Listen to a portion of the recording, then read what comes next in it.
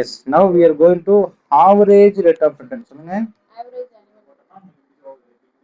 Average annual return. இப்போ நம்ம கண்டுபிடிச்சது ரிட்டர்ன் தான். 25% என்பது என்னதாங்க ரிட்டர்ன் தான். பட் ஆவரேஜ் annual return மீன் தான் சொல்லுவீங்க நீங்க. ஆவரேஜ் ரிட்டர்ன் அல்ல ஜியாமெட்ரிக் மீன் சொல்லுவாங்க. அப்போ ஆவரேஜ் ரிட்டர்ன் என்ன? ஒரு மாசத்துக்கு 10 ரூபா வரும், ஒரு மாசத்துக்கு 12 ரூபா வரும், ஒரு மாசத்துக்கு 13. ஃபர்ஸ்ட் மாசம், ரெண்டாவது மாசம், மூணாவது மாசம். அப்ப 25 35 டிவைட் பை 3 அப்படி போட்டா என்னங்குது ஆவரேஜ் ரிட்டர்ன். புரியுதா?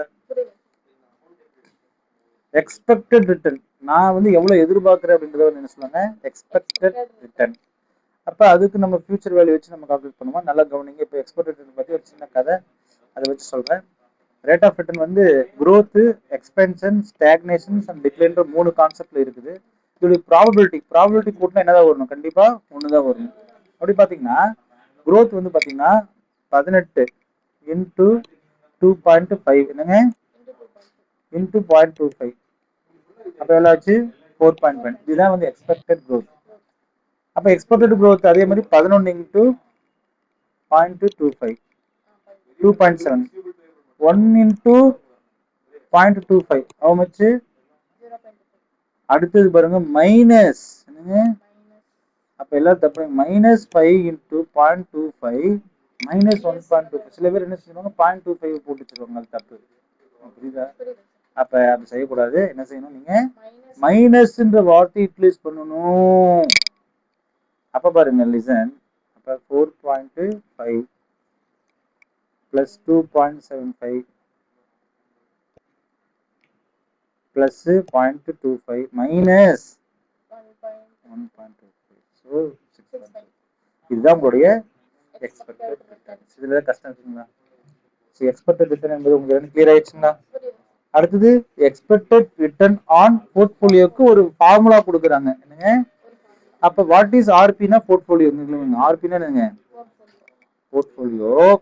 புரியுதுங்க இல்லையா? அப்ப WN weight of proportion of portfolio invested in securities A. நான் வந்து என்கிட்ட வந்து 2 செக்யூரிட்டில கூட இன்வெஸ்ட்மெண்ட் பண்ணி வச்சிருப்பேன். A securities A and securities B.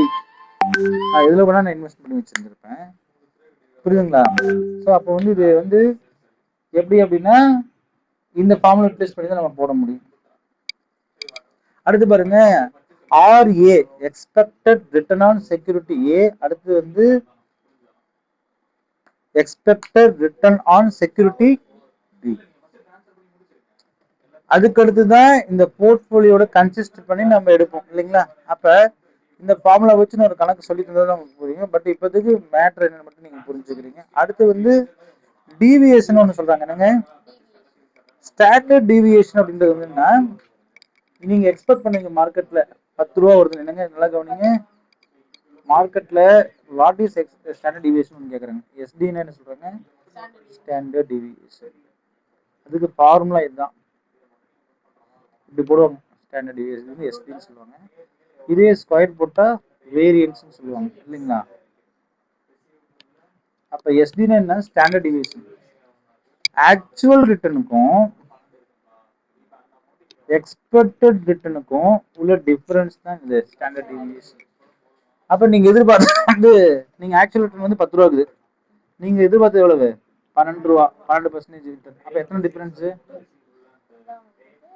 நான் எக்ஸ்பெக்ட் பண்ணது ஆக்சுவல் ரிட்டர்ன் 10, நான் எக்ஸ்பெக்ட் பண்ணது 15. அப்ப டிஃபரன்ஸ் எவ்வளவு? அப்ப எது பெஸ்ட்? இது பெஸ்ட் இது பெஸ்ட்? நோ, மேல இருக்கிறது பெஸ்ட். நான் எதிர்பார்த்தது 12 எதிர்பார்த்தானா 10 வந்துருச்சு. அதுதான் அப்ப ரெண்டு டிஃபரன்ஸ் வந்து ரொம்ப குறைவா இருக்கக்கூடியது பெஸ்ட்னு சொல்ல முடியும். டீவியேஷன் வந்து அதிகமா இருக்கக்கூடாது. நானே உங்கள்கிட்ட கேட்குற சிஎம்ஏ எக்ஸாம்ல எத்தனை மார்க் எடுக்கிறீங்கன்னு கேட்குறேன். சரி அக்கௌண்ட்ஸ்ல நான் 75 மார்க் எடுக்கிறேன்னு சொல்றீங்க. ஆக்சுவலா நீங்க எவ்வளவுதான் 70 மார்க் எடுத்துறீங்க. டீவியேஷன் எவ்வளவு? 5. நீங்க 75 மார்க் எடுக்கிறதுன்னு சொல்லிட்டு 40 எடுத்துக்கிறீங்க. டீவியேஷன் எவ்வளவு? 35. அப்ப எது பெஸ்ட்? அப்ப இதுதான் சரியான எக்ஸ்பெக்டேஷன். நீ நினைச்சதுக்கும் வந்த மார்க்குக்கு கரெக்ட். அப்ப அதுதான் ஸ்டாண்டர்ட் டிவியேஷன். அப்ப ஸ்டாண்டர்ட் டிவியேஷன் அதிகமா இருக்கணுமா குறைவா இருக்கணுமா? பிசினஸ்ல கம்மியா இருந்தா தான் பெஸ்ட் அப்படின்றது அந்த concept. Standard deviation is not to be high value இல்லைங்களா? இருக்கக்கூடாது. அதான் சொன்னோம். Standard deviation is measure of how each possible outcome deviates from the expected values. நான் அதான் உனக்கு விளக்கமா சொல்லிட்டேன். இல்லைங்களா? சரி, இதை வச்சு ஒரு சின்ன கணக்கு பார்க்கலாம். இது வந்து